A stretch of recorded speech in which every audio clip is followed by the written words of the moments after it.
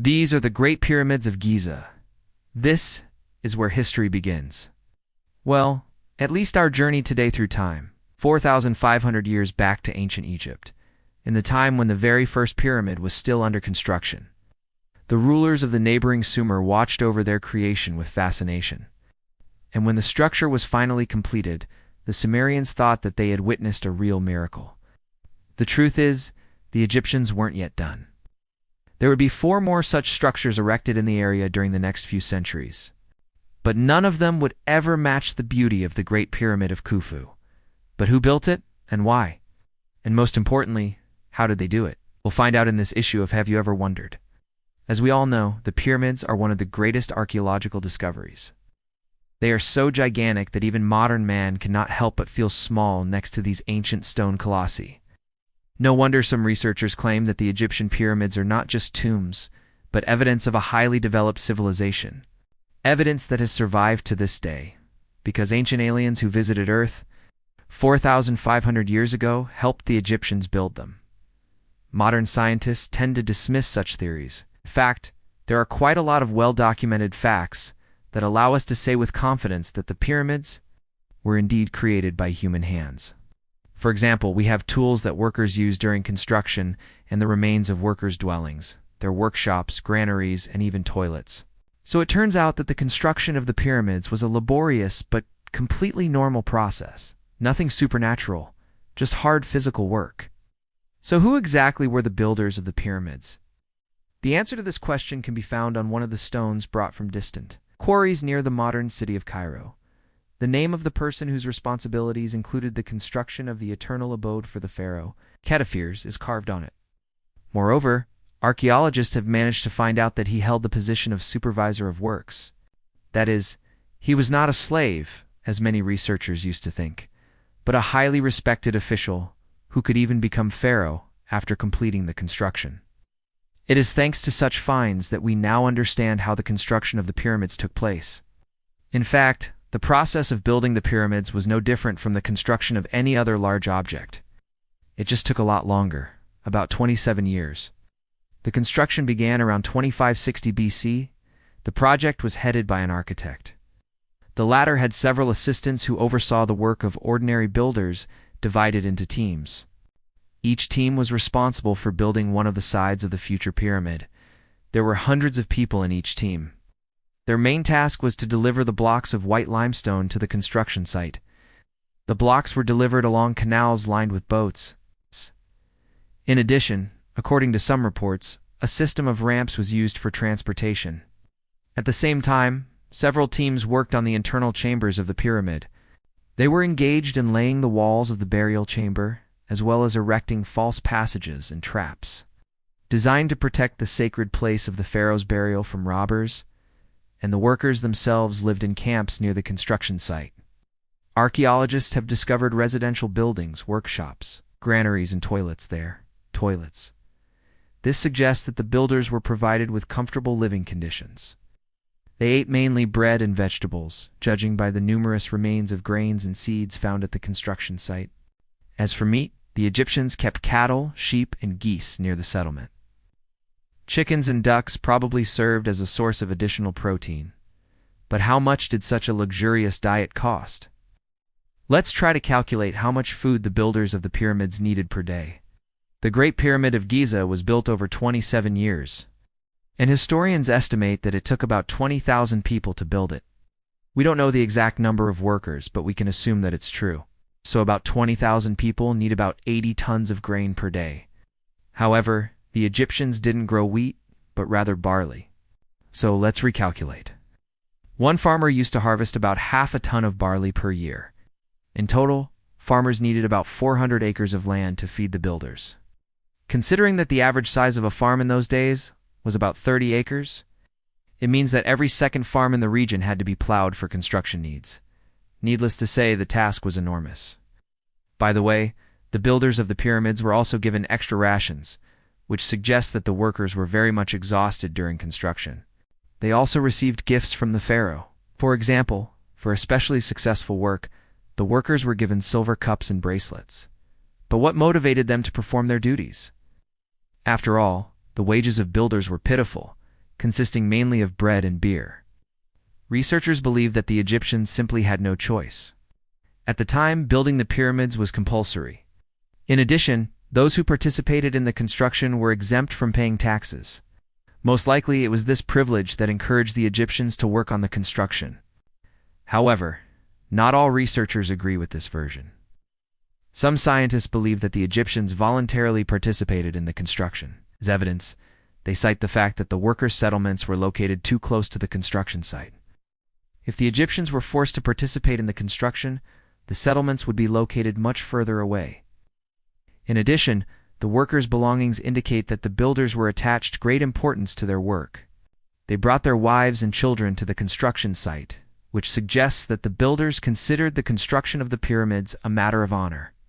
Moreover, the workers buried their dead next to the construction site. It turns out that the pyramid construction site was like a second home for the Egyptians, a place where they lived, worked, and even died. But if the workers felt so strongly about their work, why did they leave the construction unfinished? To date, archaeologists have found 2 pyramids in Egypt, the construction of which was never completed. These are the pyramids of Djoser and the Red Pyramid. Both structures were abandoned halfway through. But why? There are 2 versions. According to the first, the construction was abandoned due to natural disasters. Floods, droughts, and epidemics could easily stop the construction. For example, the construction of the Red Pyramid was indeed abandoned during a drought. The Egyptians associated the drought with the anger of the gods and simply decided to abandon the construction of the pyramid. The second version says that the construction was abandoned due to the death of the pharaoh. Since the pyramid was intended to be the pharaoh's tomb when the ruler died, the construction was immediately stopped. For example, the pyramid of Djoser was never completed because its pharaoh died suddenly. Interestingly, the tradition of abandoning construction work in case of the pharaoh's death continued until the construction of the pyramids ended. The last pharaoh of Egypt, Cleopatra, also died unexpectedly. And the construction of the Great Pyramid of Khufu was abandoned about 100 years before her death. Coincidence? Speaking of Khufu, the pharaoh who ordered the construction of the largest pyramid in Egypt, we must finally get to the bottom of another myth. The Egyptians believed that the pharaohs were immortal gods. The latter even had a word for it, the House of Ra. Do you think this is just a myth? There's an artifact that makes us doubt it. When excavating the burial chamber of Pharaoh Khufu, archaeologists found his sarcophagus. It is made of pink granite and is decorated with golden hieroglyphs. This is a truly magnificent artifact, but it's far from being the only thing that surprised researchers. The fact is that the walls of the burial chamber are lined with huge slabs of granite, each weighing about 60 tons. In general, the slabs look pretty neat, but one slab stands out. It doesn't fit well with the rest, and there's a hole in it. It looks like the builders of the pyramids made a mistake while cutting the stone, but this is highly unlikely. The fact is that the stone blocks were not cut with ordinary tools. Instead, the Egyptians used copper chisels and hammers. The metal tools left clear marks on the blocks. But the strangest thing is that the edges of the stones are polished. How could a copper chisel polish a stone? The answer to this question can be found in one of the halls of the Great Pyramid of Giza. There's a groove in the floor here, and it's filled with water. Perhaps the Egyptians polished the stones with the help of water. After all, the entire construction of the pyramid took place in the scorching sun. The water in the moat could have been used to cool the chisel. Of course, the Egyptians used the most powerful weapon of all time. It's hard to imagine how many years it took to polish the stones. But the result was worth it. Even modern equipment can't always achieve such perfect stone processing. This means that the Egyptian pyramids are not just tombs. These are truly eternal structures that will outlive us by many thousands of years. Now, you know a lot of interesting things about the construction of the pyramids? So it's your turn to ask your questions about ancient Egypt. Write them down in the comments. Have you ever wondered who were the first inhabitants of Egypt? How did they live? What was their everyday life like? And what role did the Nile River play in their lives? Today we'll take a deep dive into the prehistory of ancient Egypt, uncovering the mysteries that have captivated historians for centuries. Join us as we explore the secrets of these early Egyptians and learn how they laid the foundation for one of the most influential civilizations in history. The vast and majestic Nile River has been the backbone of Egyptian civilization since its prehistoric times. The river's annual floods brought fertile silt to the land, creating a natural agricultural cycle that supported large populations. These floods also helped to unify the country as people along the riverbanks relied on it for sustenance. The predictable rhythm of the Nile's flooding allowed the Egyptians to develop a sophisticated system of irrigation, enabling them to water their crops even during times of drought. This technological advancement made Egypt an agricultural powerhouse, producing surplus food that sustained its growing population and supported urbanization.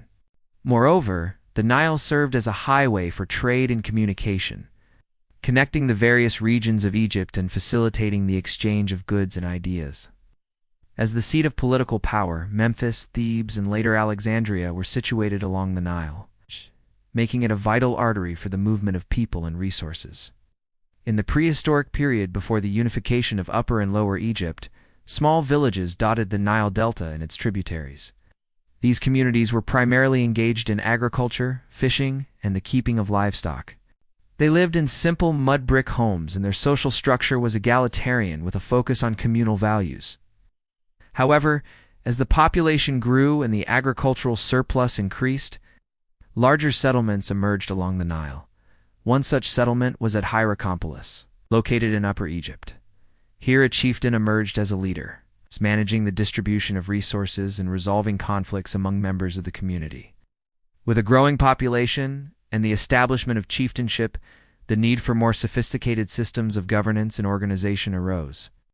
The rise of the central authority led to the emergence of nomarchs or local governors, who administered regions on behalf of the pharaoh.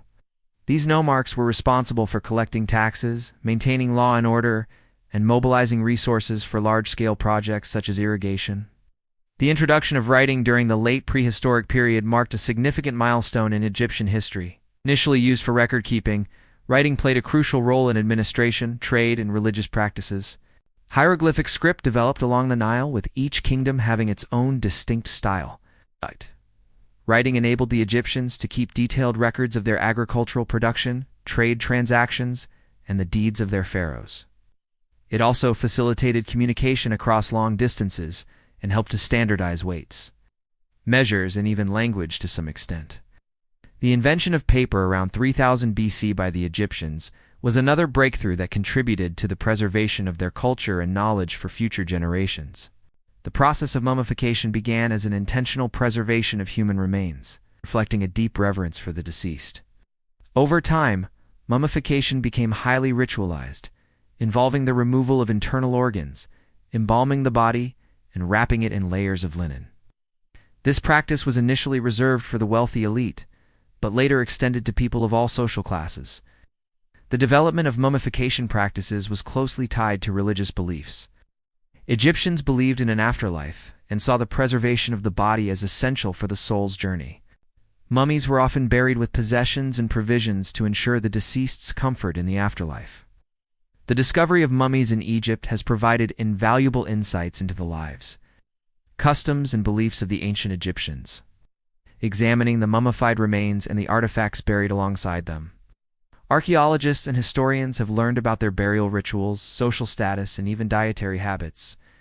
Mummies are also important for understanding the evolution of medical practices, as the techniques used in mummification demonstrate a sophisticated knowledge of anatomy.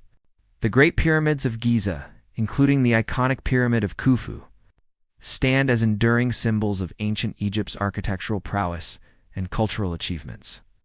These massive structures were built as tombs for pharaohs, showcasing their wealth and power.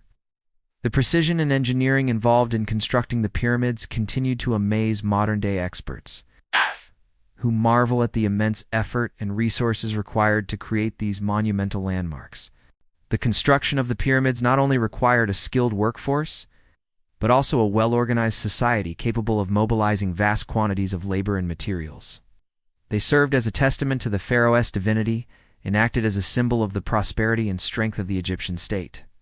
The Egyptian Old Kingdom is a pivotal period in ancient Egyptian history, spanning from approximately 2680 to 2180 BC. During this era, Egypt flourished with significant advancements in art, architecture, and literature. The Old Kingdom is known for producing some of Egypt's most iconic monuments, such as the Great Sphinx and the Pyramids of Giza. During the reign of Pharaoh Unas, the Egyptian kings took on new titles, such as He Who is United with Ra and Son of Ra, emphasizing their divine connection. Wow. This period witnessed the emergence of powerful queens, like Hetepheres, who held considerable influence over their respective domains. Egyptian society during the Old Kingdom was highly stratified, with the pharaoh at the apex of the social hierarchy, followed by officials, priests, and a growing class of scribes. Farmers and laborers formed the majority of the population and were responsible for producing the agricultural surplus that sustained the economy. However, towards the end of the Old Kingdom, the central authority weakened, leading to regional disparities and a decline in monumental activity. By 2180 BC, the Old Kingdom had collapsed, giving way to the First Intermediate Period.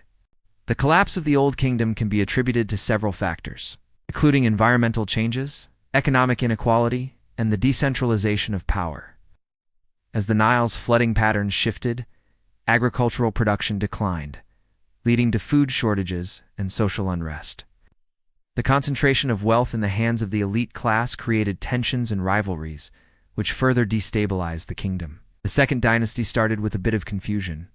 The first king, Semerkit, might have actually ruled from a place near Thebes, far from the pharaoh's traditional seat of power. But soon after him, King Kasekemwi united the north and south once again. His capital was in Thebes, but he liked to call himself the king of both parts of Egypt, the kings of the Second Dynasty are mostly remembered because of their tombs. Unlike the famous pyramids of the Third and Fourth Dynasties, these early ones are much simpler. The Third Dynasty is mainly famous because of one king, King Djoser. Before him, pharaohs were probably buried in simple pits or small stone tombs. But Djoser wanted something more impressive. He asked a man named Imhotep to design his pyramid. You might have heard of Imhotep. He was one of the greatest architects of the ancient world. He designed not only Djoser's pyramid, but also the first known hospitals, libraries, and schools in Egypt. King Djoser's pyramid was the first large stone structure ever made. It was a step pyramid because instead of being smooth, it looked like a stack of steps. It was so unique that no other pharaoh would copy it. The Fourth Dynasty was the golden age of the Egyptian pyramids. Most of the biggest and most famous pyramids were built during this time. The last king of this dynasty was Pharaoh Khufu, whose huge pyramid is the oldest and largest of them all. By the time of Pharaoh Khufu, Egypt was very rich. There were plenty of jobs for everyone, and people didn't have to pay high taxes. In fact, the pharaoh gave some farmers special gifts for helping build the pyramids. But after Khufu died, things started to change. Pharaohs of the Fifth Dynasty weren't as generous, and they built fewer pyramids. Instead, they spent lots of money on temples and palaces. This made the people angry, and by the middle of the Fifth Dynasty, they rebelled against the pharaoh. After the Fifth Dynasty, Egypt split into two kingdoms, Upper and Lower Egypt. For the next 2 centuries, these two parts fought many battles until finally, in 3100 BC, a king from the north conquered all of Egypt. He became the first pharaoh of the Sixth Dynasty, built new cities, organized the government, and made life better for his people. After him, Egypt prospered for 200 years under the rule of the Sixth Dynasty. The pharaohs kept getting richer and more powerful. They also loved building huge temples, decorated with beautiful artwork. Unfortunately, nobody knows why the Sixth Dynasty fell apart. Some say it was because pharaohs spent too much money on their palaces. Others say it was because the people got tired of their kings. Whatever the reason, the fall of the Sixth Dynasty marked the end of the Old Kingdom and the beginning of Egypt's Middle Kingdom. To truly comprehend the intricacies of ancient Egypt, one must venture beyond the grandeur of the pyramids and immerse oneself in the captivating tales of the people who inhabited this mystical land. To embark on this extraordinary journey, stay tuned and don't miss out on the upcoming episodes that will delve deeper into the rich tapestry of Egyptian history. The heart of Africa awaits, and within it lies the cradle of human civilization. Prepare to be amazed as we uncover the secrets of prehistory, explore the enigmatic rulers of the First intermediate period and navigate the challenges faced by Egypt in the late New Kingdom. Don't forget to subscribe and join us on this unforgettable expedition through time. When the ancient Egyptians first gazed up at the star-studded expanse above them, they saw something extraordinary. A connection between the heavens and the earth. The celestial bodies were not just distant specks of light, but rather living, breathing entities that mirrored their own existence on earth. This realization gave rise to a profound truth that has echoed through the corridors of human history. Our lives are like the stars in the sky, destined to rise and set in an eternal cycle of death and rebirth. But what exactly does this mean? Join us as we embark on a journey to unravel the enigma of the afterlife in ancient Egypt. The afterlife was not a distant realm, but an extension of the earthly plane. The Egyptians believed that the soul, or Ba, continued its existence after the death of the body. The body might decompose, but the essence of a person lived on. It was as though the stars in the sky were guiding them towards the afterlife, beckoning them to continue their journey into the great unknown. The Egyptians' belief in the immortality of the soul was deeply intertwined with their perception of nature's cycles, as the Nile River overflowed its banks each year, bringing forth new life and growth to the land. So too did they believe that the soul would be reborn after death.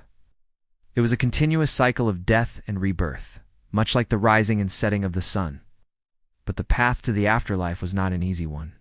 The Egyptians believed that after death, the soul had to pass through a series of trials and tribulations to reach the field of reeds. It's also known as the field of Aru. The field of reeds was the final destination for the righteous soul, a place of peace and tranquility, where one could spend eternity. However, before reaching this blissful state, the soul had to endure many obstacles. One of the most significant challenges that the soul faced was the weighing of the heart. The Egyptians believed that the heart was the center of human existence, and at the time of death, it was removed and placed on a scale. On one side of the scale was the heart, and on the other side was a feather representing truth and justice. If the heart was found to be pure and balanced, then the soul was deemed worthy to move on to the next stage of the journey. But if the heart was found to be heavy with sin and wrongdoing, then it was devoured by a monster named Ammit, and the soul was condemned to an eternity of suffering in the underworld. Another challenge that the soul faced was the Book of the Dead. This was a collection of ancient Egyptian funerary texts that contained spells and incantations designed to help the deceased navigate the afterlife. The soul had to recite these texts correctly to avoid being trapped in the underworld. These trials and challenges were not meant to be insurmountable. Rather, they were seen as opportunities for growth and transformation. The Egyptians believed that the soul had the potential to become more refined and perfect as it journeyed through the afterlife. It was a chance to shed the imperfections of earthly existence and emerge as a better version of oneself. However, the path to the field of reeds was not one that the dead could walk alone. The ancient Egyptians believed that the journey was best undertaken with the help of a guide. Enter Hermes Trismegistus, the divine messenger who acted as a guide for the soul through the treacherous terrain of the underworld. According to Egyptian mythology, Hermes was the son of the sky god Horus and the earth goddess Nephthys. He was considered to be the divine scribe, responsible for recording the deeds of humanity during their lifetime. His role was of utmost importance, as he was responsible for ensuring that the souls of the dead reached their final destination. But Hermes was not just a passive guide. He was an active participant in the journey, helping the soul overcome the various challenges that stood in its way. He offered guidance and support, making sure that the soul stayed on the right path and did not stray into the realm of the damned. In times of danger, he protected the soul from harm, shielding it from the monstrous creatures that lurked in the shadows. With his staff in hand and winged sandals on his feet, Hermes was the epitome of speed and agility. He guided the soul swiftly and efficiently through the twists and turns of the underworld, ensuring that it reached its final destination without undue delay. The presence of such a powerful and benevolent guide gave the souls of the dead a sense of comfort and security, knowing that they were in good hands. It was a blessing to have Hermes by their side as they ventured into the great beyond, trusting that he would lead them to the field of reeds, where they could finally find peace and tranquility. The ancient Egyptians' fascination with the afterlife extended to their burial practices as well. They believed that the deceased should be buried with all the possessions and resources, necessary to sustain them on their journey through the underworld. As a result, Egyptian tombs were often filled with treasures, including food, clothing, furniture, and even chariots. The Egyptians believed that the deceased would need these items to sustain them on their journey, and they wanted to ensure that they had everything they needed to reach the field of reeds comfortably. One of the most iconic features of Egyptian tombs was the sarcophagus. The sarcophagus was not just a simple coffin, but a symbolic representation of the deceased's body. It was often intricately carved with scenes from the deceased's life, and it was meant to house the body until it was finally reunited with its soul in the afterlife. Sarcophagi came in all shapes and sizes, but the most common was the rectangular prism. The Egyptians believed that the shape of the sarcophagus should match the shape of the deceased's body, and they took great care to ensure that the sarcophagus was the perfect fit. In addition to the sarcophagus, the Egyptians also placed great importance on the mummy. The process of mummifying the body was not just a means of preserving the physical form, but it was also a way of preparing the body for its journey through the underworld. The Egyptians believed that the mummy should be treated with the utmost care and respect, and they took great pains to ensure that every step of the mummification process was carried out correctly. Mummies were often wrapped in layers of linen and then placed in a stone coffin. The entire process was a laborious one, and it was often carried out by a team of priests and embalmers. The Egyptians believed that the quality of the mummy would impact the deceased's ability to reach the field of reeds, and they spared no expense in ensuring that the mummies were of the highest quality. The ancient Egyptians' obsession with the afterlife is truly remarkable when we think about it. They went to such lengths to ensure that the deceased had everything they needed to make the journey through the underworld as comfortable as possible. They believed that death was not the end, but merely a transition to another realm of existence. And they wanted to make sure that their loved ones were prepared for what lay ahead. Today, their tombs serve as a reminder of the profound impact that the afterlife had on their culture and society. The legacy of the ancient Egyptians' beliefs about the afterlife can still be felt today. Their tombs and artifacts have provided us with valuable insights into their culture and way of life. And their beliefs about the immortality of the soul continue to inspire and intrigue us to this day. So the next time you look up at the stars in the sky, remember that the ancient Egyptians saw something extraordinary in those celestial bodies, a reflection of their own existence, and a glimpse into the mysteries of the afterlife. If you enjoyed this video, don't forget to hit the like button below and subscribe for more informative and entertaining content. Thank you for watching. Death is not an end, but a journey. You're about to hear a story that doesn't have anything to do with me. It's a story that took place a long time ago in Africa. In one small tribe, there is a man called by a horse named Ket, the one with the mark of a warrior. Ket once killed a giant hippopotamus single-handedly with a stone spear, but what sets him apart is not only his strength but also his eyes that look beyond the grasslands, beyond the Nile. One afternoon, as the red sun was sinking, Ket sat by the river, watching the fish swim. He mused, "If the river is the source of life, which God created it, if I die, will my soul follow the water to another land?" The woman sitting next to him, named Meret, softly replied, "The dead never disappear. They become stars in the sky, watching over us." That answer, simple but haunting, gradually spread throughout the community. They began to believe that death is not an end, but a journey. This is a tale as old as time itself. A time when humans first learned to peer up at the night sky filled with twinkling wonders and pondered their existence. What happens after we die? Do we vanish into oblivion or continue on a different plane of existence? These are questions that have echoed through the ages, transcending cultures and time. Our story begins in the heart of Africa, where the mighty Nile River winds its way through the land like a silver thread. Here, amidst the papyrus reeds and the warm embrace of the sun, lived a primitive tribe, their lives intertwined with the rhythms of nature. Among them was Ket, a man marked by both physical prowess and an unquenchable thirst for knowledge. His strength was spoken of in hushed tones around campfires. How he had wrestled a crocodile, how he had scaled the highest trees with ease. But it was his eyes that truly set him apart, eyes that often gazed at the horizon, lost in deep thought. They say the eyes are the windows to the soul, and in Ket's case, they were portals to a universe of questions. One evening, as the sun dipped below the horizon, painting the sky in hues of orange and purple, Chet sat by the river, his gaze fixed on the rippling water. Beside him sat Maret, her presence as comforting as the warmth of the setting sun. Now Maret was more than just a member of the tribe. She was a storyteller, her voice weaving tales that carried the weight of tradition and wisdom. As the fire crackled, Chet broke the silence. "Maret, I have wrestled the mighty hippo, tamed the wild beast, yet there is a fear that grips my heart." Maret turned to him, her eyes reflecting the flickering light of the fire. "What troubles your spirit, Che?" she asked softly. Chet's gaze remained fixed on the river as he spoke. "I look at the endless river and it seems like it has no end, just as water sustains life here.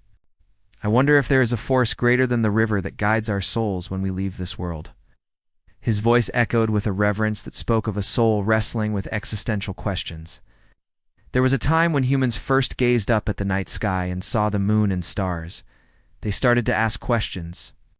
Who or what put those lights in the sky? What happens to us after we die? And why do birds fly south for the winter? These are some of the earliest examples of human curiosity. People have been coming up with explanations for these things for thousands of years. Some explanations were based on science, while others were based on religion or mythology. For example, ancient Greek philosophers like Aristotle tried to explain the natural world based on reason and observation. At the same time, people like Pythagoras believed that the world was created by a group of supernatural beings. In today's world, we still have a lot of scientific knowledge about the universe. We know that the moon and stars are not gods, and we know that the earth is not flat. However, we still don't have all the answers to the big questions about life in the universe. We don't know for sure what happens after we die, and we don't know if there is a God. These mysteries have inspired people to come up with all sorts of beliefs and theories. Some people believe in an afterlife, while others believe that when we die, that's the end of our story. Some people believe that there are multiple universes, while others believe that ours is the only one. The truth is, we simply don't know. There is no right or wrong answer to these questions. Each person must find their own way of dealing with the mysteries of life and death. When we look up at the night sky, we can't help but wonder about the vastness of the universe and our place in it. We are just a small part of a much bigger picture, and that can be both terrifying and exhilarating. The human brain is a complex and powerful organ, and it is constantly trying to make sense of the world around us. When we don't have all the answers, we often try to fill in the gaps with our imaginations. This is why we have so many myths and legends about the origins of the universe and what happens after we die. These stories help us to cope with the unknown. They give us a sense of order and meaning in a chaotic world. But the fact that we do and know everything about the universe doesn't mean that we shouldn't keep trying to learn more. Science has taught us a lot about the physical world, but it cannot answer all of our questions. There are still many things that we don't understand about the universe, and it's possible that we never will. But that doesn't mean we should stop trying. The more we learn, the more we realize how much there is still to discover. So keep asking questions, keep exploring the unknown, and never lose your sense of wonder. The world is full of mysteries that are just waiting to be solved. As Maret listened to Chet's words, she felt a deep sense of connection with him. She too had grappled with the mysteries of existence, and she had found solace in the stars above. "Ket," she began, her voice soft yet steady, "your heart is heavy with questions that many have pondered before you. Even in the darkest of nights, when the river of life seems unending, look up to the stars. They, too, are born from the river of creation." She pointed towards the heavens. "When our time here ends, our spirits become one with the stars, scattered across the vast canvas of the night. The dog that guides the souls across the river Styx waits for none. When it's our time to depart, we join the celestial dance, becoming stars that illuminate the darkness." Her words, seasoned with the wisdom of ages, resonated with Chet. In that moment, as the last embers of the sunset faded away, Chet felt a sense of peace settle upon him. The fear that had clouded his heart began to dissipate, replaced by a quiet acceptance. He looked up at the star-studded sky and whispered, "So even in death, there is beauty and continuity." From that day forward, Chet's perspective shifted. He continued to lead his tribe with wisdom and valor, But now there was a new depth in his eyes, a depth that reflected the stars. And when the tribe gathered around the fire, listening to Meret's tales, they heard a new story. Story of a hero who had stared into the abyss of death and found not an ending, but a beginning of a journey among the stars. As the years passed, Chet's wisdom became a guiding light for his people. Whenever fear or uncertainty threatened to engulf them, they looked up to the stars and remembered his words. They saw in the constellations not just patterns of light, but a map of their souls. Each star twinkle was a reminder that death was not an end, but a transition, a journey to become one with the cosmos. And so the legend of Chet, the one with the mark of a warrior, echoed through generations, a testament to the courage it takes to face the unknown and the beauty in the journey of the soul. If you want to hear another story, click the video on the screen now. And so begins the first volume of the Egyptian Book of the Dead, an ancient funerary text containing the mythical journey of the soul through the underworld. So begins the first volume of the Egyptian Book of the Dead, an ancient funerary text containing the mythical journey of the soul through the underworld. The Book of the Dead was not a single book, but rather a collection of texts written over several centuries. It was created to help guide the dead person's soul through the complicated journey to the afterlife. It is important to understand that this ancient Egyptian journey was not exactly the same as the Christian idea of heaven and hell. Ancient Egyptians believed in a world where the deceased could continue living, only now without a physical body. Some would argue that the Egyptians believed in reincarnation. However, this was not entirely true. Instead, they believed in an afterlife similar to our own. They believed that when someone died, their spirit, also called the Ka, left their body and went on a journey through the underworld. If they passed certain tests, they were allowed to pass into the field of reeds, a kind of paradise where they could spend eternity. One day, one flood season, the Nile rose and washed away the fields, and even some tents. Many people died. Among them was the old chief of the tribe. He buried him by the river, placing with him a water jar, some grains of rice, and a piece of animal skin. As Ket lowered the body into the grave, he whispered, "You will need water to drink, seeds to sow, and animal skins to warm you in the afterlife." That was the first funeral, right? A testament to the belief in life after death. And from that moment, Egypt began to enter the mythical path. The Egyptians didn't know what happened after death. They didn't know if the deceased would be reborn or go to a better place. But they did know one thing, that those who had died needed help to get there. Thus began the evolution of the Book of the Dead. Over the next few centuries, various spells and incantations were written down that could be read to the dead person's soul to help guide them on their journey. Some of these spells included instructions on how to avoid dangerous creatures that might try to harm the soul, while others provided guidance on how to answer correctly certain questions that might be asked by gods along the way.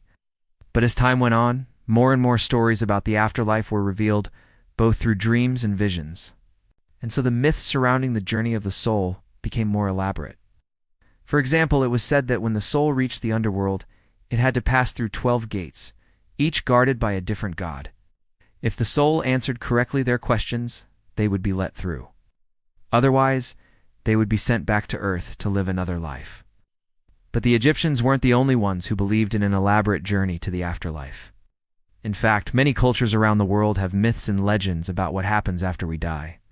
The Greeks, for example, believed that the soul had to travel through a series of 5 elements in order to reach the underworld. On their journey, they would encounter all kinds of mythical creatures and obstacles that they had to overcome in order to succeed. The ancient Egyptians, however, took things a step further. They didn't just believe that the soul had to go through a series of obstacles in order to reach the afterlife. They also believed that the soul had to be prepared for its journey. This is where the Book of the Dead came in.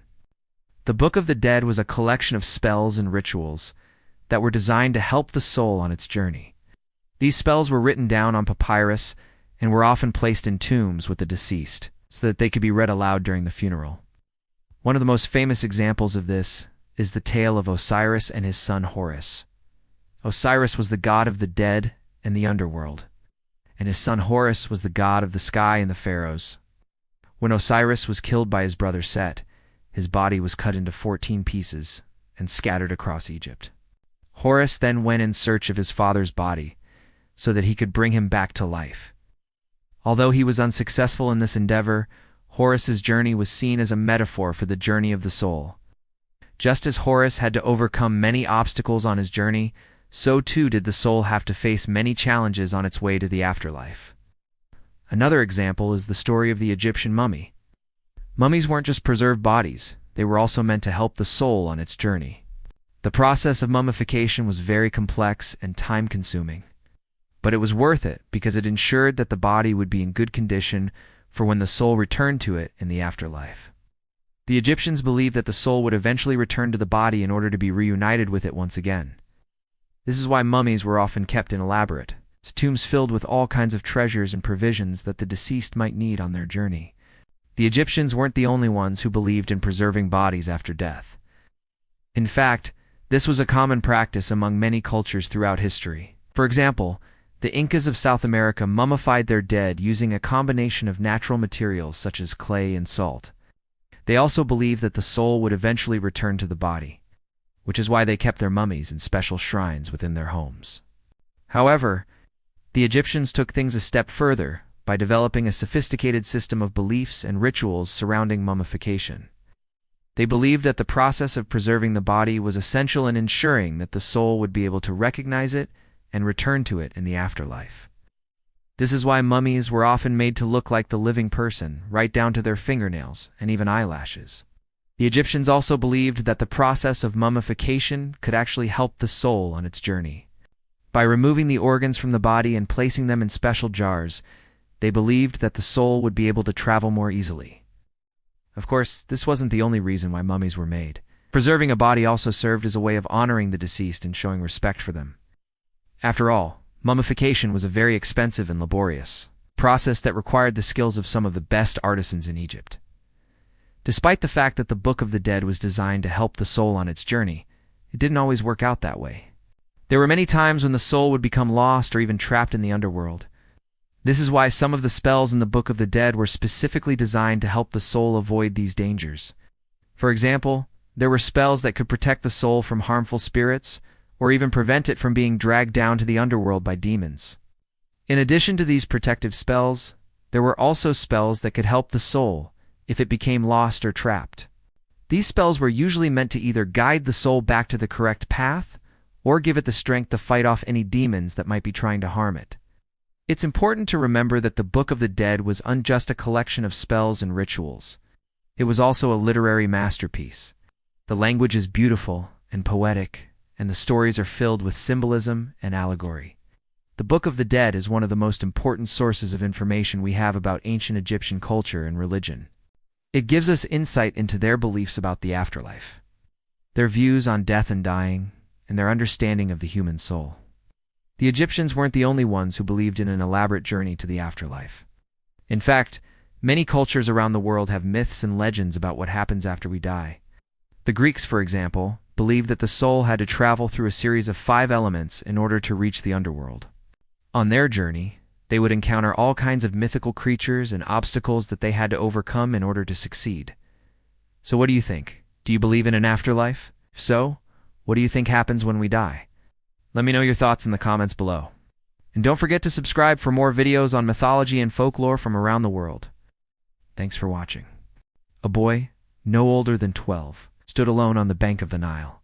His name was Ket, and he had just finished collecting water for his tribe.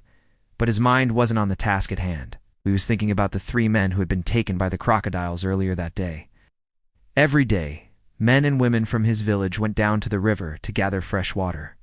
But lately, people had begun to vanish. And nobody knew what happened until one day someone saw a crocodile carrying a human head in its mouth.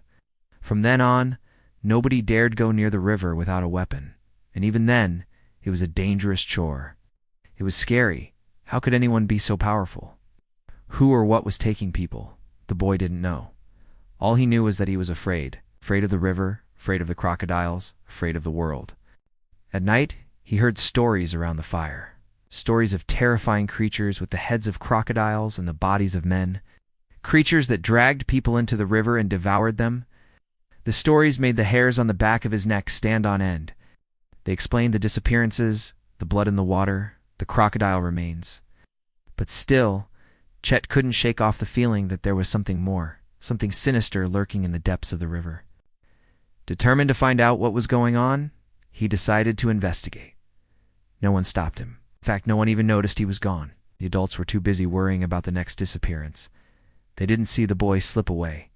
The boy walked along the bank until he found a large rock jutting out of the ground like a giant tooth. He climbed to the top and scanned the area. Nothing.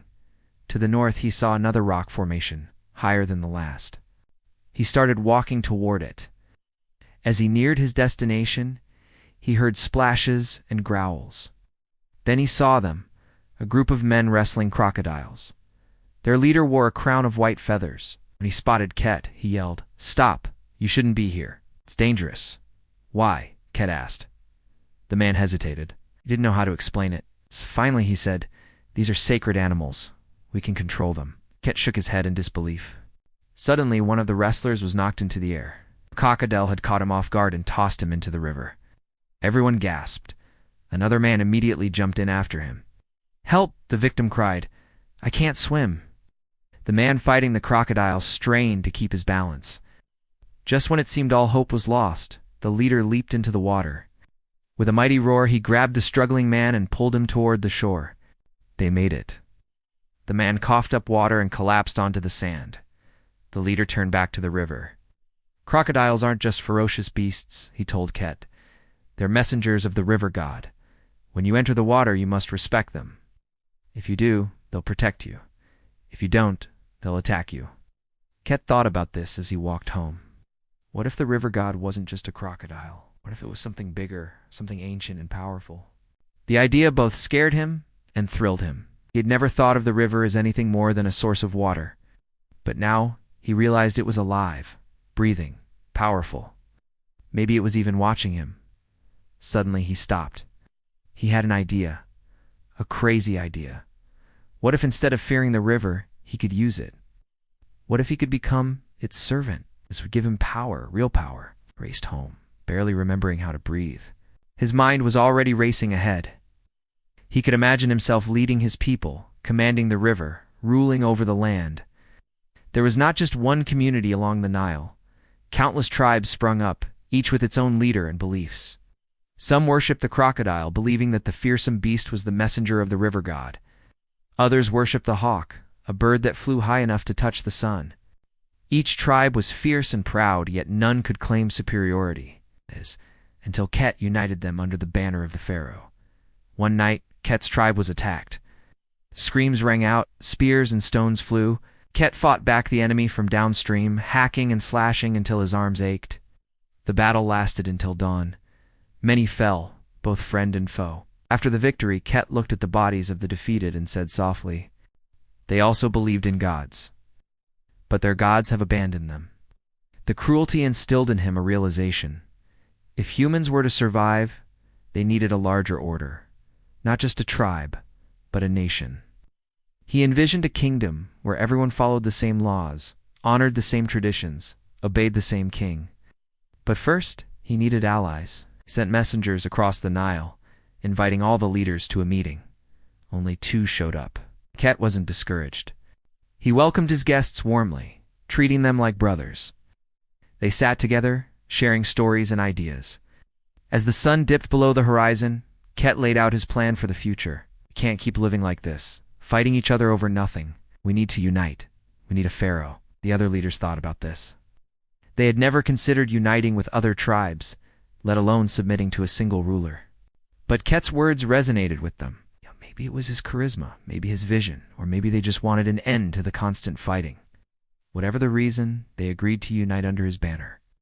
Soon, armies marched across the land, conquering new territories and bringing them under the rule of the pharaoh.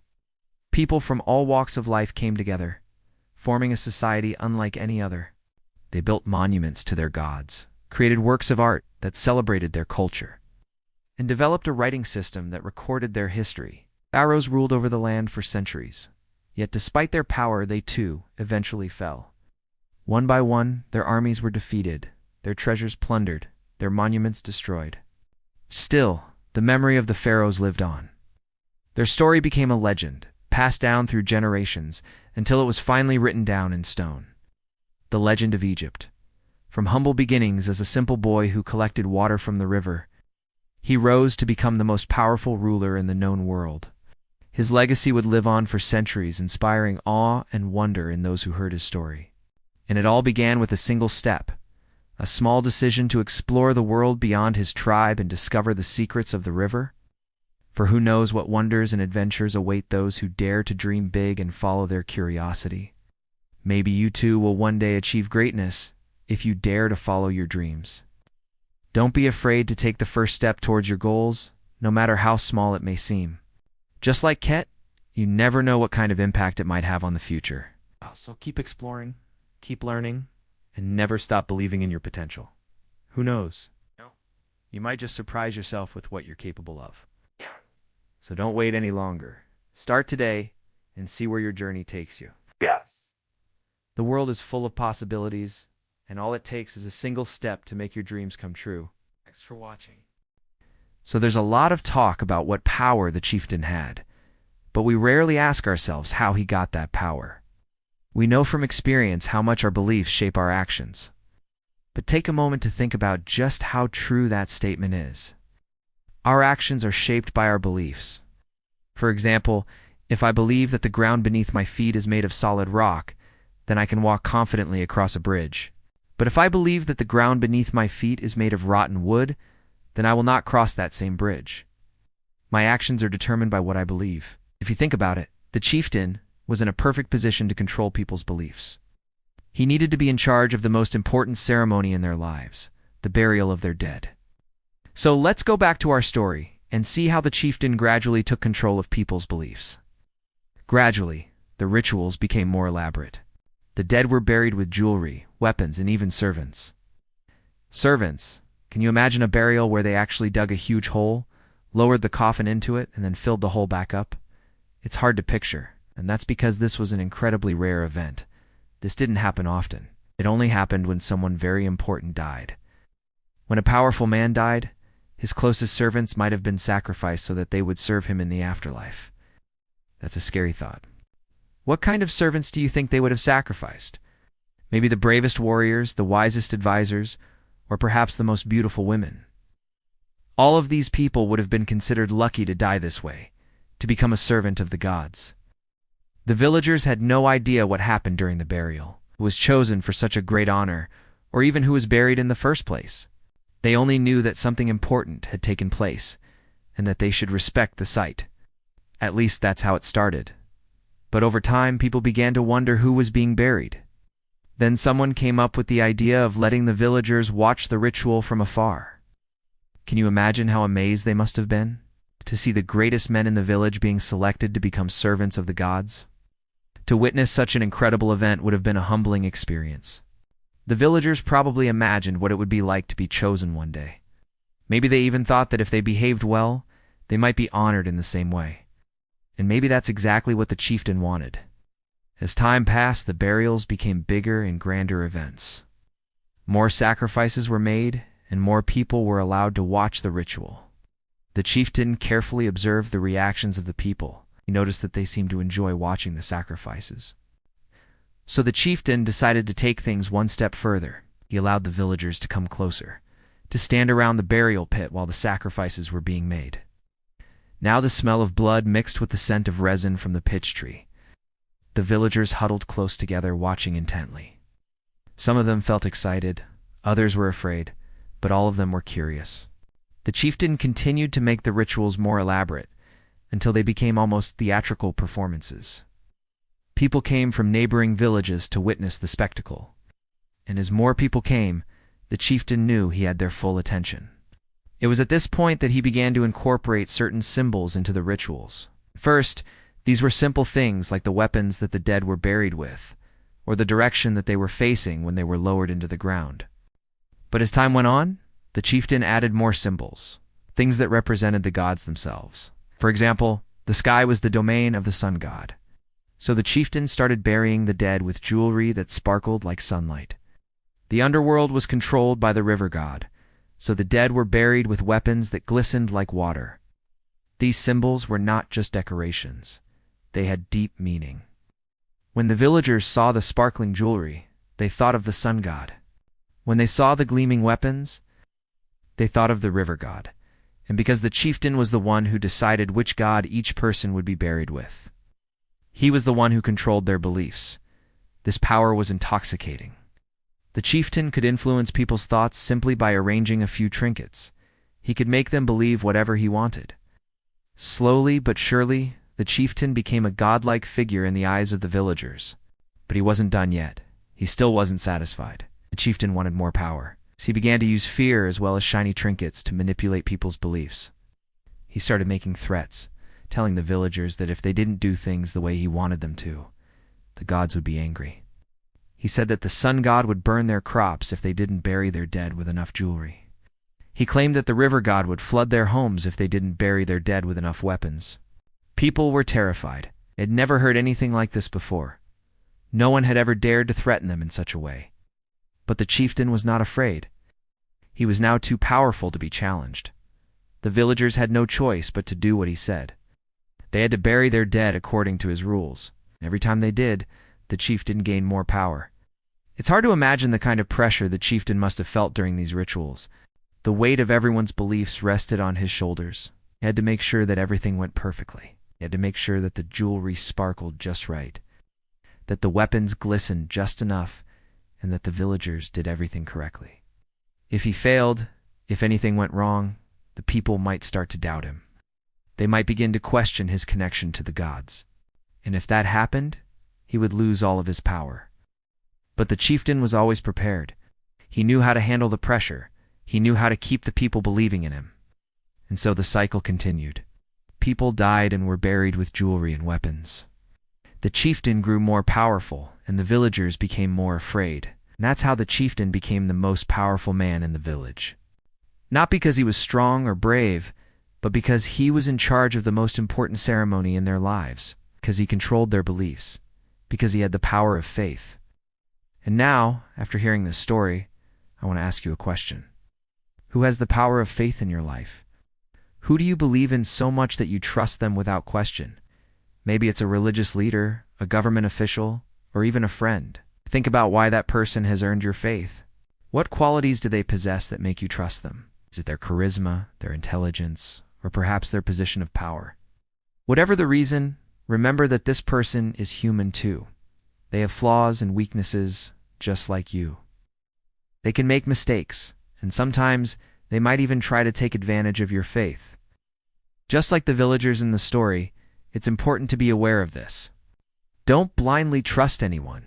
Question everything, and be willing to change your beliefs if new evidence comes to light. That's the only way to protect yourself from those who want to exploit your faith. And if you liked this video, I invite you to watch another one. In the next video, we'll explore the concept of power and ask ourselves, what is the source of power in our world? Is it physical strength, intelligence, or something else entirely? Join me on this journey of discovery and let's find out together. We've all heard stories about ancient Egypt, its pyramids, its pharaohs, the treasures that they left behind. But did you know how it all started? How did this region full of independent villages turn into one of the largest empires of the ancient world? It's not a simple story. There are thousands of years of human evolution, culture and warfare compressed into a few generations, a clash of civilizations that determined the course of history. And now, we're going to tell you that story. The story of how a village boy who defeated his enemies and brought together a fragmented nation became the first great pharaoh of Egypt and built the empire's greatest pyramid. This is the story of King Narmer. It is an incredible tale passed down through generations of Egyptian folklore. But is there truth to it? Let's find out. Closing. From myth to history, in the following centuries, from the scattered tribes along the Nile, larger communities gradually formed. Rituals became more and more complex. The leader became a king, and the belief turned them into pharaohs, gods living on earth. As the sun rose over the eastern horizon, light fell on the simple tents. People began to dream of stone temples, of eternal tombs. A civilization was about to emerge from the darkness to write the immortal epic, Ancient Egypt, Narmer, blood, and the red and white. Crowned the beginning of a legend, the red dawn spread across the Nile, the pounding of drums. The sound of buffalo horns echoed across the plains. The people of Lower Egypt, living in the fertile delta, were preparing for a battle unlike any before. From the south, the leader of Upper Egypt, Narmer, was marching down, carrying with him the desire to unify the entire land along the Nile. His army advanced like a flood. It's unstoppable and unavoidable. To the north, the ruler of Lower Egypt, Nekane, gathered what forces he could to defend his land. Both armies faced each other on the banks of the Nile. The fate of Egypt would be decided today. The battle was long and bloody. Nekane's troops fought bravely, but the troops of the south were stronger. One by one, the villages of Lower Egypt surrendered. When the fighting reached the city of Memphis, Nekane fled to the north with only a handful of loyal soldiers. The pursuit lasted for 40 days. Finally, Nekane was cornered. Only the river separated him from his pursuers. But Narmer had already anticipated this outcome. He ordered boats to be brought in and personally led the assault across the water. Nekane realized that resistance was futile. He laid down his weapons and begged for his life. Narmer, however, saw no reason to take prisoners. For years, Nekane had ruled over Lower Egypt, waging endless wars. The time had come for that to end. Narmer killed Nekane, and his dynasty ended. The title of king passed to Narmer. He was the king of Upper and Lower Egypt. The legend says that after conquering the north, Narmer set out again, this time to conquer the mythical land of the setting sun. He sailed into the western desert, where, according to legend, the sun god Ra set every evening. However, the legend does not say whether Narmer actually reached the mythical land or what happened to him there. What we do know from history is that he reigned for 62 years and founded the first dynasty of Egypt. Ancient Egypt is known throughout the world for its monumental achievements. The pyramids and sphinxes that have survived for thousands of years, and yet their origins are veiled in mystery. The very roots of Egyptian civilization, the first steps towards building a state, are not well understood. We can't even say exactly where it all began. Some believe it was in the south, where the Nile River was wider and the climate warmer. Others claim that civilization first arose in the north, closer to the Mediterranean Sea. The reason for this dispute is simple: the lack of written sources. In the beginning, the Egyptians kept no records. Those who came after did not consider it necessary to record the history of their predecessors. Most of what we know comes from archaeological finds. However, they paint a fragmented picture because much of ancient Egypt's history has been lost over time. As a result, historians have had to piece together the country's past by scrutinizing ancient artifacts. Fortunately, the work continues to this day. New discoveries shed light on the forgotten pages of history, giving us an opportunity to learn more about the events that shaped the most powerful empire in the ancient world. And one such discovery concerns the legendary pharaoh Narmer. Narmer Palette, the opening pages of Egypt's history, are filled with legends, tales of kings who united the disparate tribes of the Nile into one kingdom. We don't know how true these stories are, but we do know that Narmer played an important role in Egypt's history. That much is certain. So far, the earliest evidence of Narmer's existence comes from a small piece of ivory found in a tomb near Cairo. The artifact is known as the Narmer Palette. It depicts the battle between Narmer and the rulers of the north. On one side of the palette is Narmer wearing the red crown of Upper Egypt, and on the other is Nekane wearing the crown of Lower Egypt. The two are about to fight. In the center is the bull, a symbol of strength and power. Below are two captives kneeling. They personify Lower Egypt. The central inscription reads, "The one who strikes terror into the hearts of Upper and Lower Egypt." The second side of the palette shows the coronation of Narmer. He's shown wearing both crowns, symbolizing the unification of the two Egypts. The scene also shows the pharaoh smiting an enemy. This side of the palette contains the inscription, "The two lands have submitted to his rule." All in all, the palette reflects Narmer's great deeds, his victory over Nekane, and the establishment of a single state. It was made to celebrate his achievements. However, the Narmer palette alone cannot explain how ancient Egypt began. That's because it was discovered in the tomb of a later pharaoh. But fortunately, more artifacts have since been found, artifacts that can help us understand how ancient Egypt began. For example, a piece of pottery. It was found near the city of Abydos in Upper Egypt. Archaeologists believe it dates back to the late 4th millennium BC, around the time when Narmer lived. The pot was discovered in the courtyard of a house where archaeologists also found several clay tablets with inscriptions. The inscriptions show the names of various rulers, including Narmer's. These discoveries indicate that Narmer may have lived in the city of Abydos. He may have ruled it at the time. Researchers also believe that the settlement was an important religious center. Excavations have uncovered a temple dedicated to the god Ra, as well as numerous animal burials. Together, these artifacts suggest that the people who lived here were forming a state. They had a strong leader who built a cult around the sun god. And when the kingdom expanded, the settlements flourished. Another artifact that helps shed light on ancient Egypt is a small statue of a seated man found in the ruins of a temple in the southern Egyptian city of Dendora. It dates back to the reign of Pharaoh Unas, who succeeded Narmer. The statue shows a man dressed in a white crown and a unique type of kilt called a shendit. He holds a crook and flail, symbols of the pharaoh's power over livestock. The statue shows a man who was already considered divine. The Egyptians believed that their kings were gods on earth, and this belief is reflected in the statue. It seems that the Egyptians immediately began deifying their rulers, and perhaps the tradition began with Narmer himself. The legacy of Narmer is the first name we encounter in the long list of ancient Egyptian kings. Thanks to him, the fragmented tribes along the Nile River united under one banner, and a great empire was born. Narmer is the protagonist of a legend. According to tradition, he was the son of the sky goddess Nephthys and the earthly king of Upper Egypt. The story goes that before his birth, his mother hid him in a clump of reeds by the river. Soon, the reeds grew into a beautiful lotus flower. And when the royal wife saw it, she told her husband, the Pharaoh, about it. The Pharaoh sent for the flower, and when he saw the baby inside, he took him as his son. Thus, the future Pharaoh was legitimized, though in reality, the legitimacy of his succession may have been quite different. And this is evidenced by the fact that during his reign, he had to wage many wars, especially against the north. Perhaps he was just the most successful of many contenders for the throne. Be that as it may, the legend was necessary to present the ruler as chosen by the gods. After all, the belief that the pharaoh was a manifestation of the divine will on earth was the foundation of the Egyptian state. In addition to being the unifier of Egypt, Narmer is credited with instituting many important reforms. He established Memphis as the capital, which would remain the capital until the 27th dynasty.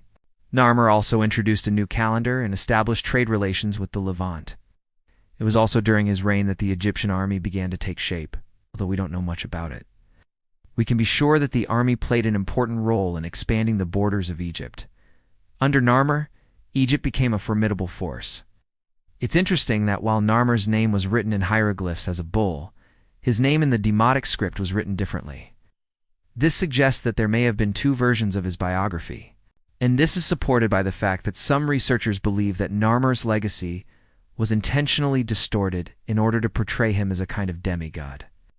Unfortunately, we'll probably never know the real story of the legendary pharaoh.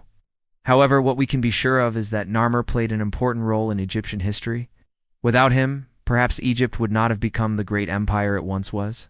What do you think about the version of Narmer's story? Do you think it was really the way it's written in the legend? Or is there another, perhaps more mundane explanation for the unification of Egypt? Be sure to share your thoughts in the comments below. If you enjoyed the video, please like it. And don't forget to subscribe. See you later. The sun beat down on the heads of two armies poised for battle. In makeshift tents made of animal skins, soldiers sharpened their swords, adjusted the tips of their spears. The stifling sky seemed to herald a day of bloodshed.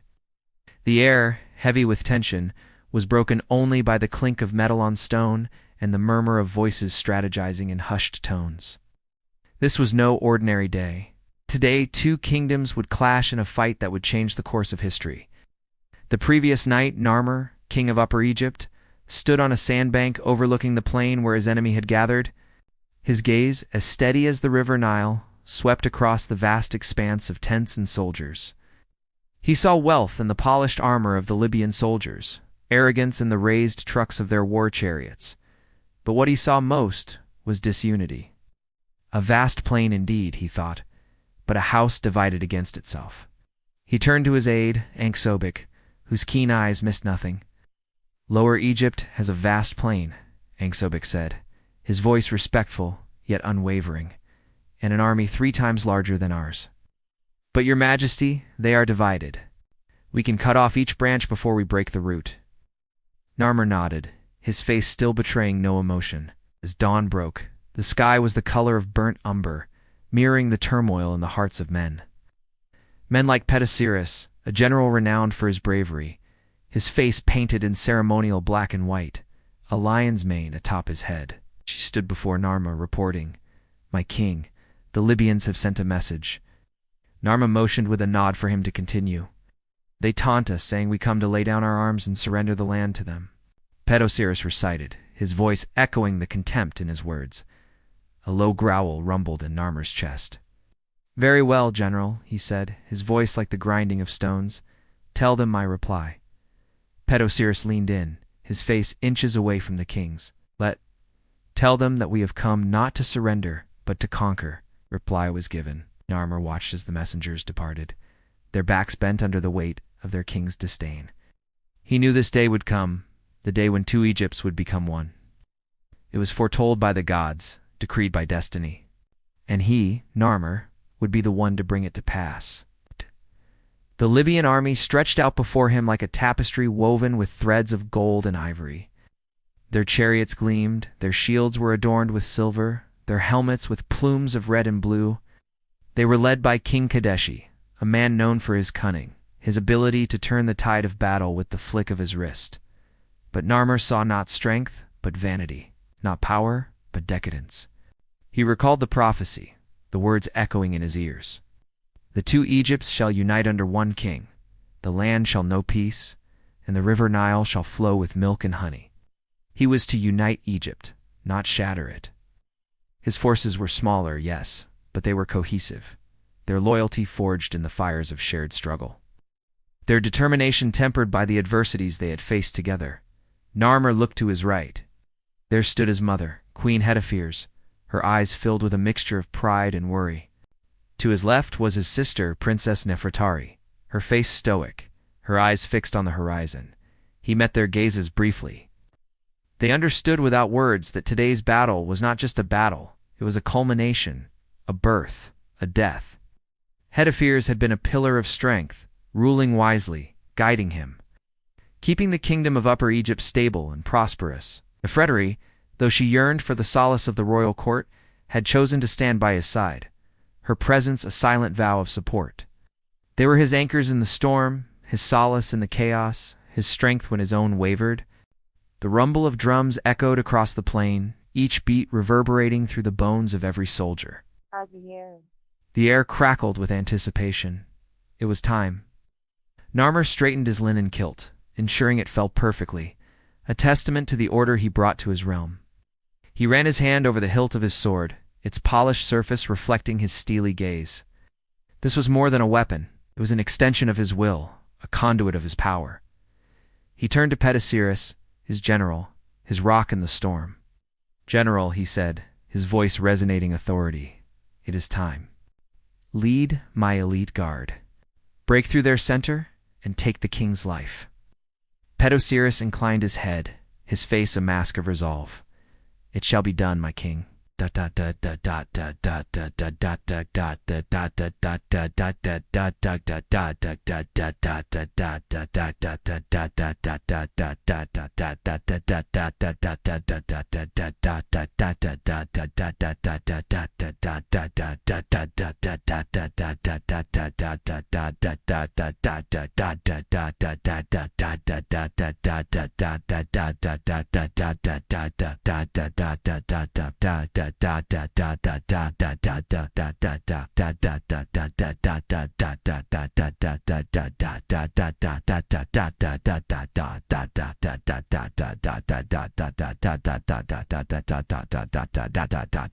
A beacon for his army, a symbol of the Upper Egyptian cause.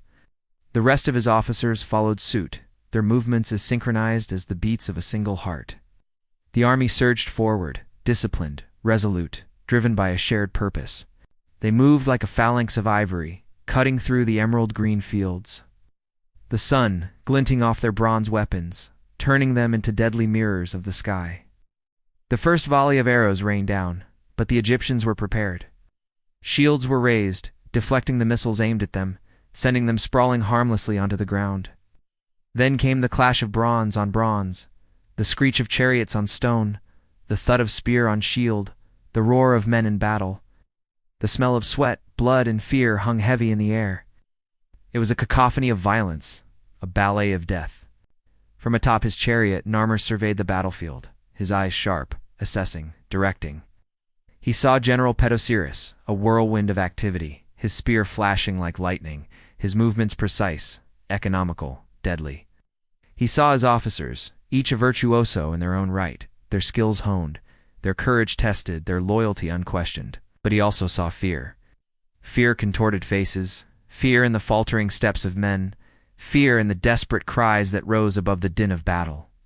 He saw soldiers fall, their limbs askew, their eyes wide with surprise, their breaths hitching in their throats, their life ebbing away like the flow of the Nile in the dry season. And then he saw Kadeshi, king of Lower Egypt, his face pale, his eyes wild, his movements frantic, his hold on power slipping like sand through his fingers. He saw the disintegration of an empire built on vanity and decadence, how the very opulence that once signified power was now a burden, a hindrance. He saw the futility of Kadeshi's resistance, how every attempt to rally, to inspire, was falling flat, drowned out by the roar of the approaching tempest. The tide had turned. The Egyptians were pressing forward, wave after wave, relentless, unyielding. The final clash was inevitable. Narmer, at the forefront of the Egyptian charge, spotted Kadeshi's chariot, a lone island of panic in a sea of chaos. His men parted before him, their gazes locked onto their fallen king. With a surge of adrenaline, Narmer urged his horses forward, his whip cracking, his eyes blazing with the fire of 1,000 suns. The world narrowed to the pounding of hooves on the hard-baked earth, the snorting of horses, the drumming of his heart in his ears. He was a predator closing in on his prey, the thrill of the chase coursing through his veins. And then he was upon Kadeshi, his chariot a tomb, his soldiers mere spectators to the drama unfolding before them. Time seemed to slow. The dust settled, leaving the two kings silhouetted against the backdrop of the burning sky. Kadeshi's face, streaked with dirt and sweat, was etched with fear, his eyes pleading, his lips parted in a silent scream. Narmer, however, felt no pity. There was no place for mercy in the language of war. Leaped from his chariot, his bronze sword held high, its tip aimed at the throat of the cowering king. The crowd parted before him, their gazes transfixed, their breaths held hostage by the tension of the moment. Surrender, Narmer boomed, his voice echoing across the plains, carrying with it the weight of his lineage, the legacy of his reign, the hopes of his people. But in the face of this ultimatum, Kadasi did something unexpected. He laughed, a harsh, mirthless sound that grated on Narmer's ears. "Surrender," he mocked, mimicking Narmer's earlier words. "Why should I surrender?" His bravado, however, was a thin veneer over the terror that gnawed at his insides. He knew the jig was up.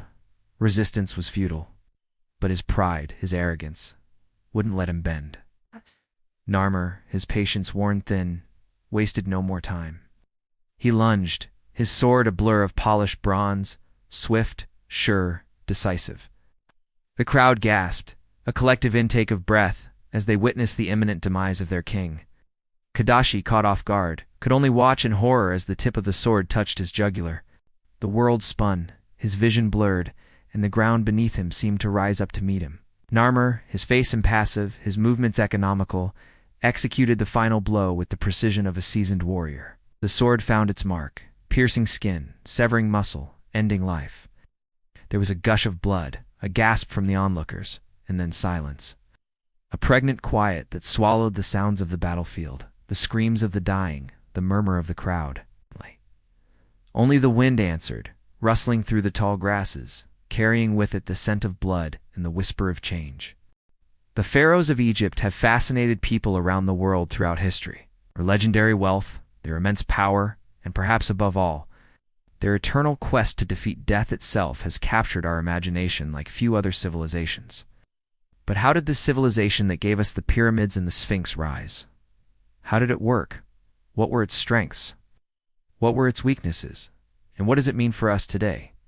Welcome to the channel, narrated by a historian. Today, we begin our epic journey through 3,000 years of ancient Egyptian history, culture, and legend. This is part 1 of 10, The Rise of a Kingdom, a symbol of power. During his coronation at Memphis, Narmer wore the red crown of Lower Egypt on his head, superimposed on the white crown of Upper Egypt. From then on, he became the first king to wear the double crown, a symbol of unity. Before his people, he declared, "From now on, there is no more Upper Egypt, no more Lower Egypt. There is only Kemet, the black land of the Nile, and I, Narmer, am your first pharaoh." The people cheered, but amid the cheers of joy, there were still echoes of weeping for the thousands of corpses left on the battlefield. Although ancient Egypt lasted over 3,000 years, most historians divide the country's history into 3 periods: Old Kingdom, Middle Kingdom, and New Kingdom. Today, let's focus on the beginning of Egypt, when the first dynasty ruled from 3100 BCE to 2890 BC. Egypt was a kingdom like any other, in the sense that it had borders, a population, and leadership. However, it was also very different from its neighbors. Most Egyptian rulers claimed divine status. They believed that the pharaoh was the embodiment of Horus, the good god of light who fought against Set, the evil god of darkness. In addition to being spiritual leaders, they were also the supreme authority on earth, having absolute power over their subjects. Under the pharaoh's authority, everyone worked together to maintain the order of the universe and ensure the kingdom's prosperity. To do so, they needed an army, temples, skilled workers, and above all, food. Unlike many other ancient kingdoms, Egypt was not nomadic. Settled in one place along the Nile River, carefully planning cities and building defensive walls, Egyptians farmed along the river banks and built granaries to store food during the annual floods. These precautions ensured that the kingdom would never suffer from famine, which might explain why it endured for so long. Narmer was a king of the first dynasty who unified Upper and Lower Egypt. He is considered the founder of the Egyptian kingdom, which lasted for over 3,000 years. His rule marked the beginning of a new era in Egypt. People paid taxes in the form of labor, working on farms, building projects such as the Giza pyramids, or serving in the military. The Egyptians worshipped many gods, including Ra, the sun god, Osiris, the god of the dead, and Anubis, the guide of souls. Ancient Egyptian religion was polytheistic, meaning that they believed in multiple deities. People built huge temples to honor these gods. Temples often featured massive columns, intricate carvings, and towering statues. Some temples even had secret passages and hidden chambers. Priests were responsible for maintaining these temples and performing daily rituals to keep the gods happy. They conducted ceremonies, burned incense, offered sacrifices, and sang hymns. The priest's main duty was to maintain the proper balance between the gods and humans. If they failed, natural disasters or diseases could befall the kingdom. So, it was crucial to appease the gods through constant worship and respect. Religion played a significant role in every aspect of Egyptian life, including art, architecture, customs, and even the way they farmed. Farmers grew crops according to the gods' calendar and celebrated festivals honoring deities associated with fertility and the harvest. For example, the goddess Isis was linked to magic and healing. People prayed to her for protection against snake bites or to heal illnesses. They believed that she could also help them in everyday matters, like finding a lost object or making a difficult decision. Similarly, Osiris, the god of the underworld, was revered with great respect. The Egyptians believed that after death, the soul went on a perilous journey through the underworld, facing various challenges to reach the field of reeds, a paradise in the afterlife. In fact, religion permeated every aspect of Egyptian life. Even the pharaohs, who were considered divine, built massive tombs filled with treasures to ensure a comfortable journey into the afterlife. By appeasing the gods and following religious rituals, the Egyptians hoped to live prosperous lives and secure a favorable journey after death. The kingdom's strength, although the pharaoh had total power in Egypt, power can be fleeting. Rebellions, invasions, and natural disasters threatened the kingdom, Many rulers before Narmer tried to unite Upper and Lower Egypt, but none succeeded. Narmer's achievement was due to several factors. First, he inherited a strong military tradition from his ancestors. This enabled him to defeat rival kings and expand his territory. Second, he benefited from an economic boom thanks to increased trade with neighboring regions. This prosperity allowed him to build impressive structures like the Step Pyramid and attract talented architects and engineers to his court. Finally, he skillfully forged alliances with neighboring rulers, securing diplomatic support. Together, these elements contributed to Narmer's rise to power, allowing him to unify Egypt under his rule. But the greatest challenge to any ruler was succession. When a pharaoh died, his successor could face opposition from family members or ambitious officials eager to claim the throne. This internal conflict significantly weakened the kingdom and created instability. Although Narmer took measures to address this issue, such as designating heirs and establishing a powerful bureaucracy, these practices did not always prevent future conflicts. After his death, Egypt experienced a civil war known as the First Intermediate Period, which lasted for about 2 centuries. During this time, the kingdom was divided into several regions, and rival factions struggled for control. While this period saw some cultural achievements, such as the construction of the Bent Pyramid overall, it marked a setback for Egypt as it diverted resources away from public works and towards military expenses. It wasn't until a new strong ruler emerged that Egypt regained stability and began to flourish again. Now let's take a look at the timeline to see what happened next. 3100 BC, Narmer unifies Upper and Lower Egypt and establishes the First Dynasty. 3000 BC, the first pyramids are built in Saqqara. 2890 BC, end of the First Dynasty and beginning of the Second Dynasty. 2686 BC, start of the Old Kingdom. 2181 BC, start of the Middle Kingdom. 2055 BC, start of the New Kingdom. 1077 BC, the New Kingdom ends, and Egypt enters the Third Intermediate Period. 664 BC, Egypt becomes a province of the Assyrian Empire. 525 BC, Egypt comes under Persian rule. 332 BC, Alexander the Great conquers Egypt.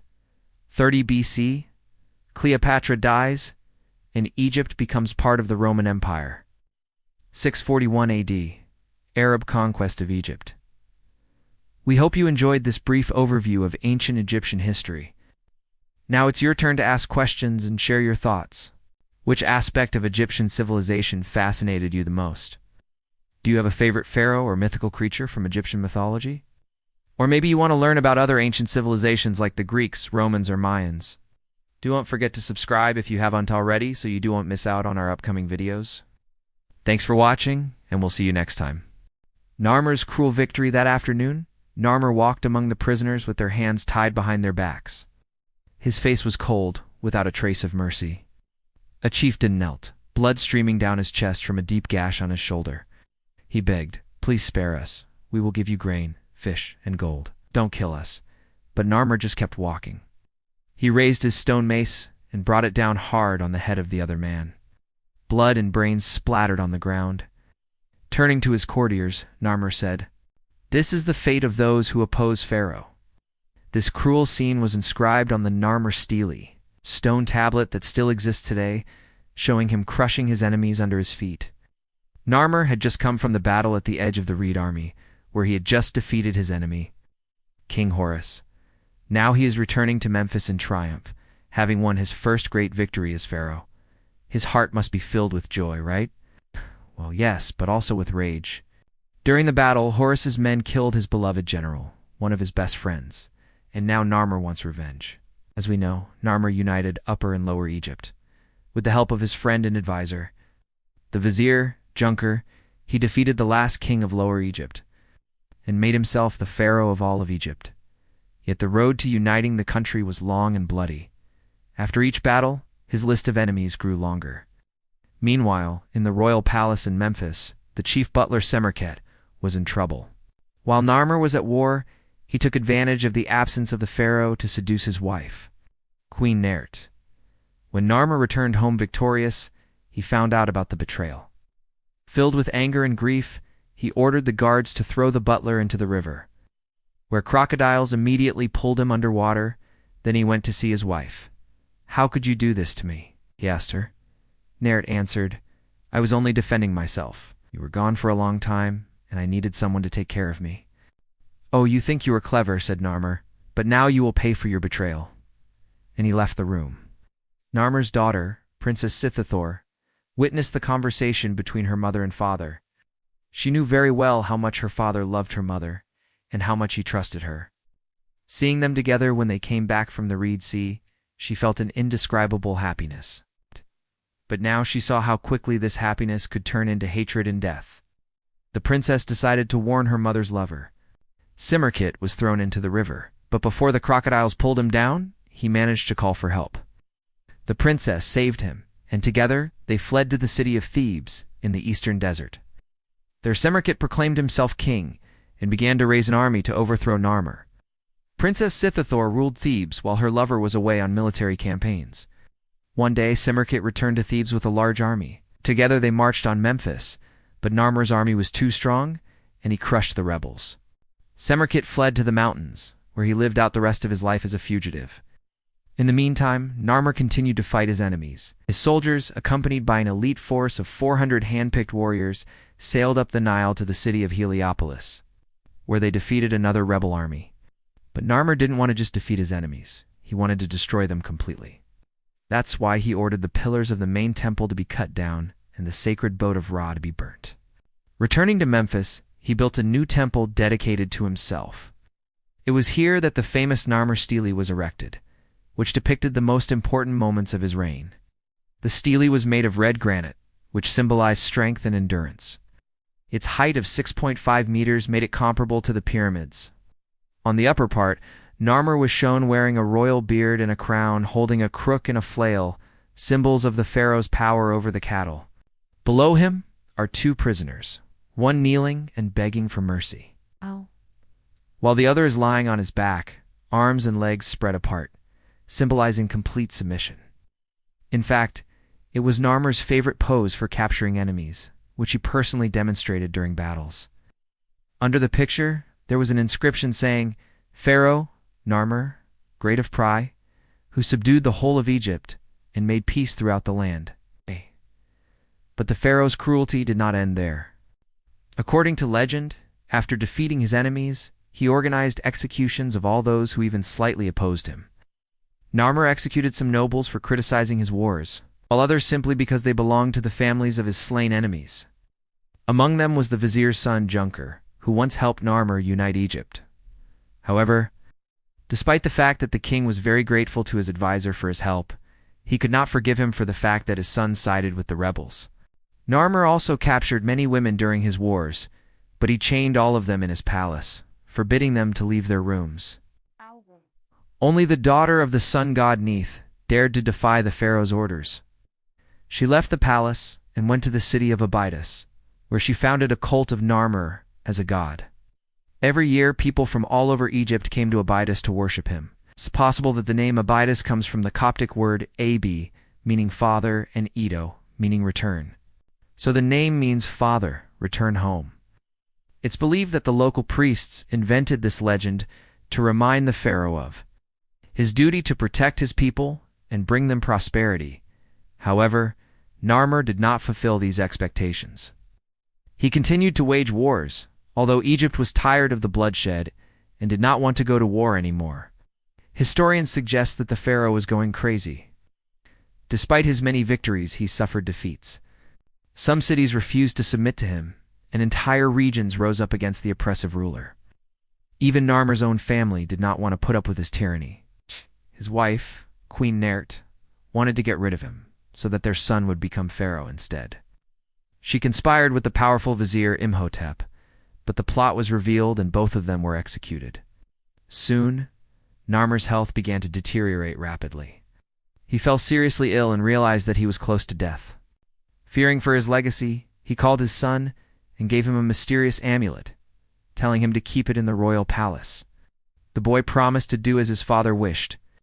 However, when Narmer died, he broke his promise. The new pharaoh Hoteps came to the palace to pick up the amulet. But the servants told him that the previous pharaoh had taken it with him to the afterlife. Throughout his 60-year-long reign, Narmer waged more than 20 wars. During them, he conquered the Sinai, Nubia, and Palestine. According to legend, he personally fought with 89 chiefs and kings, most of whom he killed.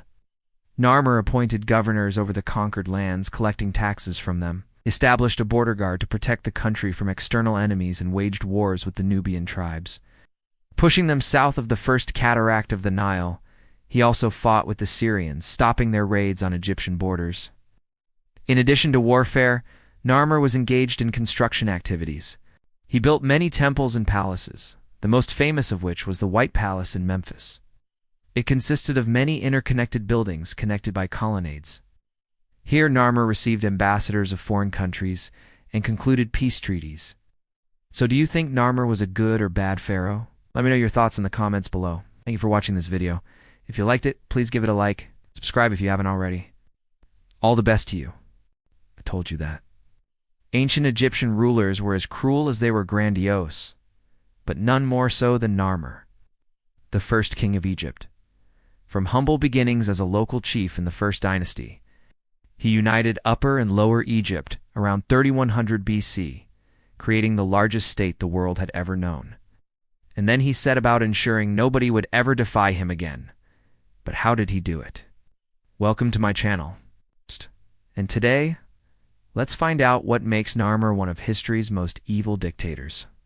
You have probably heard about Roman Emperor Caligula. Though he died in 41 AD at the age of 28, his name has become synonymous with debauchery and insanity. The weirdest thing about Caligula was that he didn't quite fit into the role of an ancient emperor. Today, we are going to find out more about his weird, bizarre, and crazy life. Caligula was born Gaius Octavius on August 12th in the city of Antium near the Roman city of Naples. He was the great-nephew of Augustus, the first emperor of Rome. Gaius was only 3 years old when his father died. His mother Julia was known for her wild ways.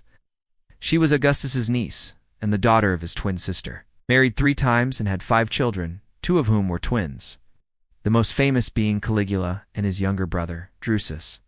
Caligula's mother was quite well known in Rome. She was known for throwing huge parties. When Caligula was very young, Augustus wanted to adopt him so that he could be the heir to his throne.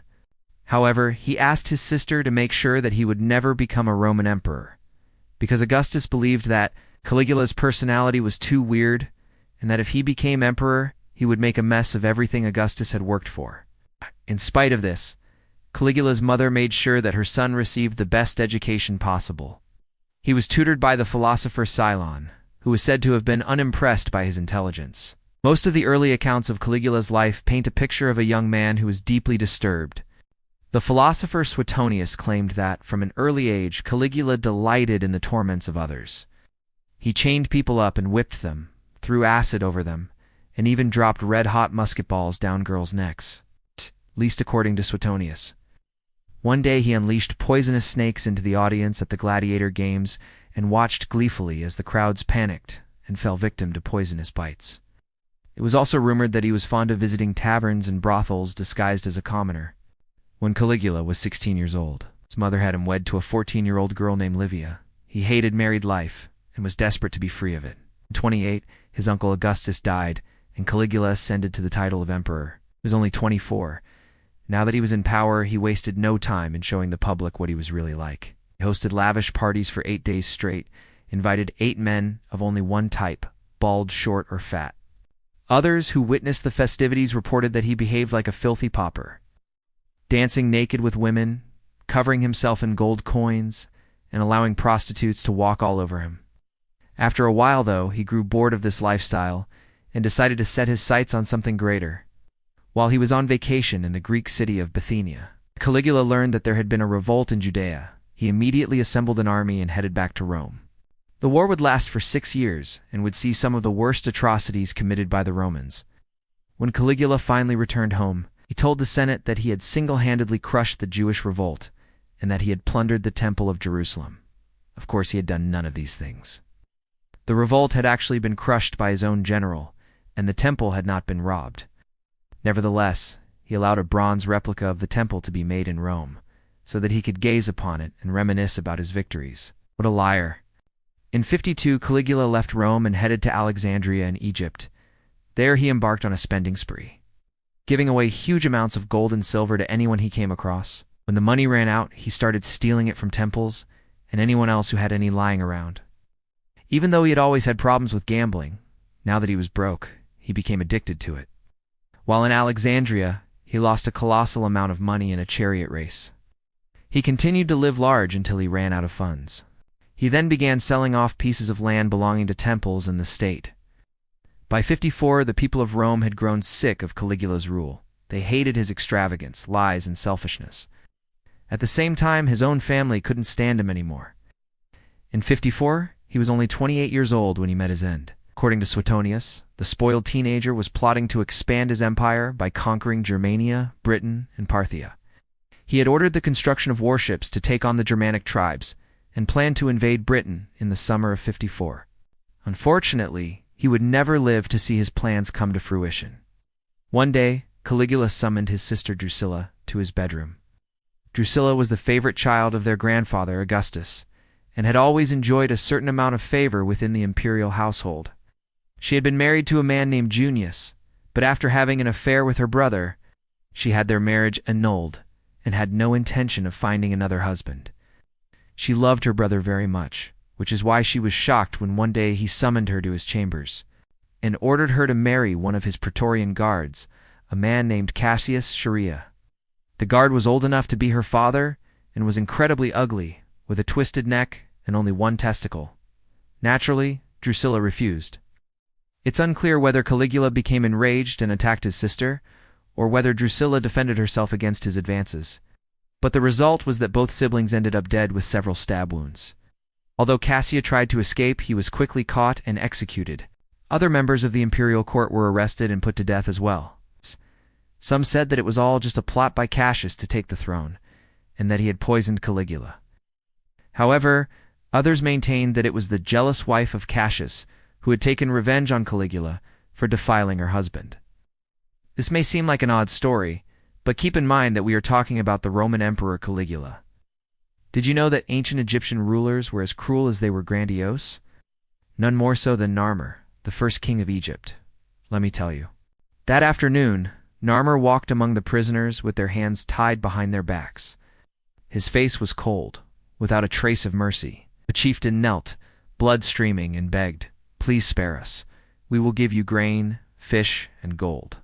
Narmer did not answer. He raised his stone mace and brought it down hard on the head of the other man. Blood and brains splattered on the ground. Then he turned to his courtiers. "This is the fate of those who oppose Pharaoh." The action was inscribed on the Narmer stele, a stone tablet that still exists today, depicting him crushing his enemies. However, how did he become so powerful? Well, first, Narmer was a local chief in the first dynasty around 3200 BC. He united Upper and Lower Egypt, creating the largest state the world had ever known. To show his power, he created a vizier position to watch over the kingdom. He waged many wars, but it was during one battle that his future wife, Queen Netet, saved his life. As a thank you, he married her, and she became the Great of Praises, holding the highest rank in the kingdom. Narmer had many children, but only one son, possibly conceived with Queen Netet, would continue his bloodline. Little is known about Narmer's reign, except that he established Memphis as the capital and built a palace there. He introduced the hieroglyphic script and the royal titles used for centuries thereafter. During his reign, Egypt reached its cultural, political, and economic peak. Many of Narmer's successors took the title of Narmer the Great. He is considered to be one of the greatest pharaohs in Egyptian history. So let me ask you, which ancient ruler do you think was the worst, and why? Tell me in the comments below. And if you want to watch more videos about great conquerors, click here. See you next time. The night before the battle, Narmer stood on a sandbank, looking down at the plain where the enemy had gathered. On his head, the white crown soared high, the symbol of Upper Egypt. His face was cold, his eyes sharp as knives. His aide Anxobic spoke. "Lower Egypt has a vast plain and an army 3 times larger than ours. But, Your Majesty, they are divided.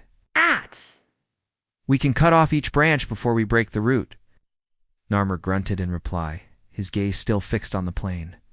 He knew Anxobic was right, but something about this battle unsettled him. Perhaps it was the vastness of the plain stretching as far as his eyes could see, or the immensity of the task ahead, facing an army 3 times their own. Or maybe it was the knowledge that the entire kingdom's fate, the fate of millions, rested on his shoulders. Whatever it was, he couldn't shake off this feeling of unease.